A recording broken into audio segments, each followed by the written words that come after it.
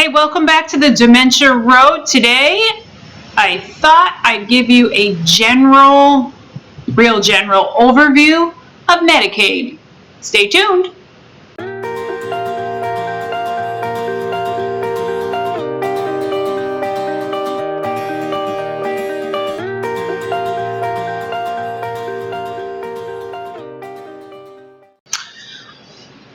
Okay, so I will warn you that the audio is a little weird. I'm recording right off the computer screen today, so it just isn't as great as when I have my microphone and my camera and all that. But today I thought we'd take a look at understanding and qualifying for Medicaid and for Medicaid services. So first off, there are two types of Medicaid. There's institutional or chronic Medicaid. This is a review for some of you. Nursing home care is what most of us think of when we hear the term Medicaid. That's what institutional or Medicaid is. Think very expensive, like $15,000 a month or more. So, community or homebound Medicaid. We never knew homebound Medicaid existed. We did not know that it covered home services. It is not the same as institutional, and I will warn you, it is going to vary from state to state. This is like Medicaid gets kind of goofy and tricky in each state. But it also covers assisted living, and the cost is much lower usually than institutional Medicaid. In New York, assisted living that we've been involved with has been about half the amount of institutional Medicaid. Memory care here runs somewhere up near $7,000 a month, which is still half of what you're paying in a nursing home. So, of course, there's a disclaimer because you knew I would have to do one because we're going to talk about finances and I am not an expert. So, neither Deb Procopio or the Dementia Road documentary of the Ride YouTube channel nor any affiliates are giving legal or medical advice.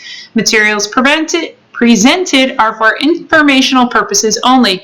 It is not intended to provide legal counsel or advice, nor is it intended to provide medical counsel or advice. You should consult your own attorney before making any legal decisions or transactions, and likewise you should consult a medical professional before making any medical decisions. I am not a lawyer or a medical professional. The information in this video is for entertainment purposes only. I am relating my personal experiences, which are not your personal experiences.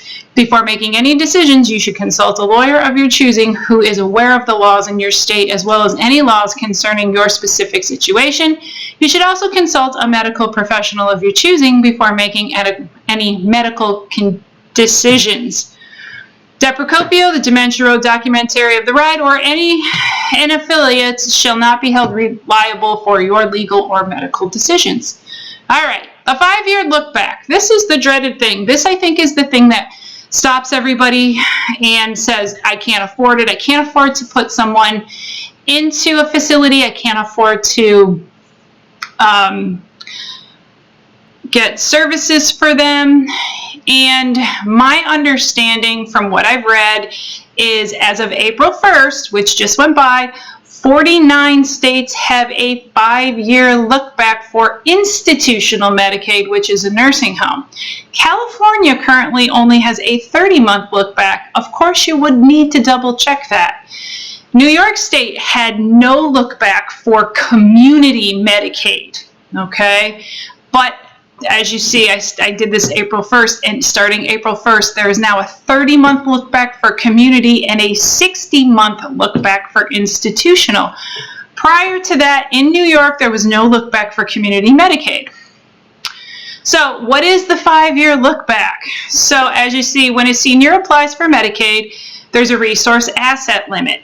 The limit in New York is pretty high. It's $15,900. What that means is before you can qualify for any Medicaid programs, you are only allowed to have $15,900 or less to your name. In most states, it's $4,000 and under. Some states, it's as little as like $1,500 or $1,600. The 5-year look back is to keep the applicant from giving away their assets or selling them for less than fair market value in order to qualify. So for example, you cannot sell a home valued at $150,000 to your children for $25,000 in an attempt to offload your assets and qualify, which is also known as the spend down. Next slide. Okay. I'm going to use New York State for an example because it's where I live. It's the easiest for me to explain. So down here at the bottom, you see in this, it says www.medicaidplanningassistance.org. This is where this information is coming from, and it is actually off a website called the American Council on Aging. It's excellent. I highly recommend that you would go there. I'm not sure everything is correct on their site, and you will absolutely need an attorney to understand what you can and can't do. Or they also have Medicaid planners. I have heard that they are more expensive than an attorney, but I really don't know that. We did not use an attorney to file for Medicaid. It's just a bunch of paperwork that I could do myself. It's a lot of chasing stuff down. So in New York State, you'll see over here where it says institutional nursing home Medicaid. This is I'm doing this for a single person. If it was a joint thing, like a married couple, there's 2 other options. One is both of them applying, and both of them applying will have a different asset limit, a different income limit. Or there's also when one spouse needs care and the other doesn't, that's another option. I'm not going to go all through that. If you understand this table, you will understand the entire table. So they do have something called the Community Spouse Resource Allowance. So they cannot bankrupt one spouse. They cannot throw a spouse out of their home, or at least in New York, but I think that's across the country. So institutional or nursing home Medicaid in New York, it says the income limit is $884 a month. And so you would go, oh my gosh, my loved one makes $2,000 a month. Okay, stop right there. I don't know where they get this from. I just wrote, you see it highlighted. It says, not sure how they figure this. When our parents went into nursing home care, and I know other people that they have put loved ones in nursing home care, you're allowed to keep $50. The rest goes to the facility. So if you made $2,000 a month, $1,950 will be written to the facility. So I think this is incorrect. So in order to qualify, here's your asset limit. It's $15,900 for nursing home care. Medicaid waivers home and community-based services, also known as community Medicaid, or getting services in your house or assisted living. This says $884 a month is the limit. I'll explain how weird that gets. And same thing, I have no idea why this says nursing home here. I think it's a typo. I have it written, not sure why it says nursing home. It's community Medicaid, home care and assisted living, not nursing home. I think the income limit is, I'll explain, let me skip on because this is going to get a little funny. So if somebody gets $2,000 a month, what happens is they are allowed to keep $884 for their personal expenses, and the rest goes to whomever. In my mother's case, it was PACE got the remainder. I don't know as it was exactly $884, but it was somewhere in that ballpark. The $884 limit is something I think people get very confused on.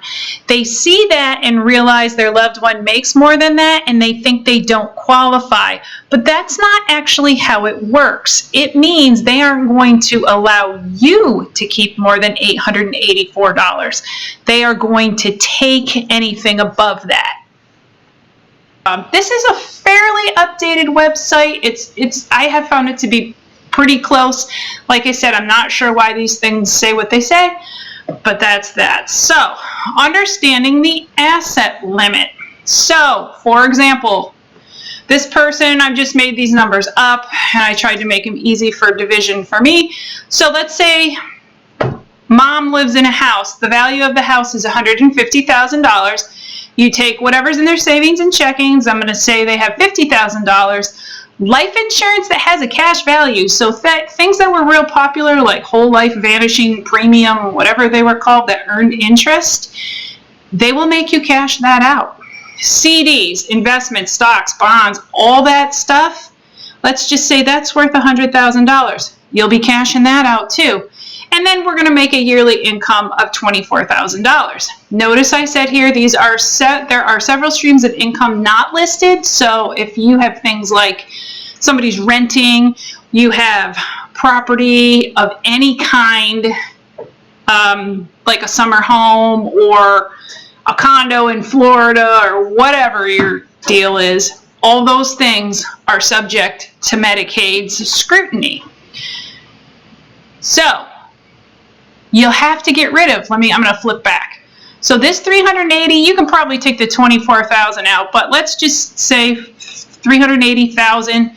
You need to get that down to $15,900 before you'll qualify. So in other words, your loved one is going to lose everything in order to qualify. They call that the spend down. The spend down. Medicaid is going to require you to use all of the money listed on the previous slide. In other words, everything will need to be used for their care. In New York, when the $15,900 limit is reached, then you can apply for Medicaid. The business office at the facility calculated my in-laws' assets and came up with a projected date that they would hit Medicaid. They were off by a mile, by the way, which was kind of surprising, but they were off. In fact, she did not qualify for like another 2 or 3 years after that. But they give you some leeway with things. So if you looked at this sample on the previous page, the yearly income was $24,000, which means the recipient is receiving $2,000 a month. We're just going to assume assisted living is $7,000 a month. So there is a $5,000 monthly deficit. That cash that was in the savings account and stocks and bonds and all that stuff, that's where you're going to make up the $5,000 deficit. So each month, $5,000 will come out of their assets. You also are responsible for buying any personal items out of their money, such as clothes, toiletries, beddings, linens, adult diapers, snacks, if they want to go places. Assisted living, they're generally not so decrepit they can't move. So, my mother-in-law, we went out to dinner and went different places. And we used her money if it was for her stuff. So they give you, I don't know exactly how they calculated it in the business office. So they must have had some type of an allowance for all these things that was more than what we used. So the question becomes, can any of it be saved? And the answer is, if you start planning early, you have a shot at it, which is why I am posting this first, because no one told us this. In fact, we were told there was nothing we could do. We were told we were going to cash everything out and hand it over to the facility because we had a lawyer that represented the facility that we were at. And we did not understand the conflict of interest, and it was not explained to us. And that's how that went. So let me save you something. With dementia, like I said in my other video, it's very often slow moving from when you start to see the symptoms. So the best thing to do is, if they're agreeable and your siblings, and I know it can get real complicated, get something done as soon as possible, because you're going to have to make that 5-year look back. And if they already have things with a lawyer, maybe an estate planner, I would contact them ASAP to find out what to do.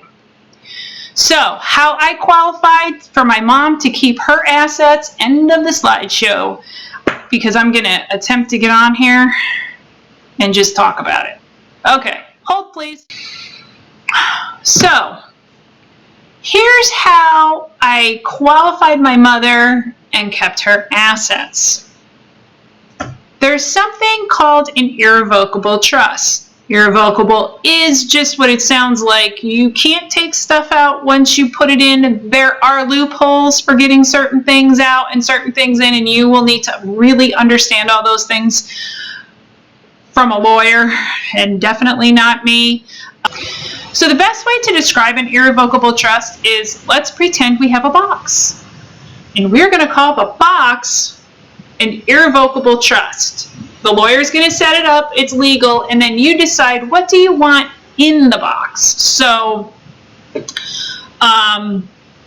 maybe you want to put your house in the box. Maybe you have cash you want to put in the box, or stocks, or bonds, or CDs, or anything. But remember, there's a weird thing about getting them out. You'll have to understand that. But if you know that dementia is here, or any other thing, you know, whatever, and you know these things are here, and you're looking to specifically preserve their asset, a lawyer once told me that irrevocable trusts, irrevocable trusts are made to make somebody poor. So that's what it's there for. So if you build the box, the lawyer builds your irrevocable trust box, you are responsible for putting what you want in it. The lawyer does not do that, with the exception of the house. They did that because a deed has to be filed in your county clerk's office that says that the house is now owned by a trust, not the individual, the trust.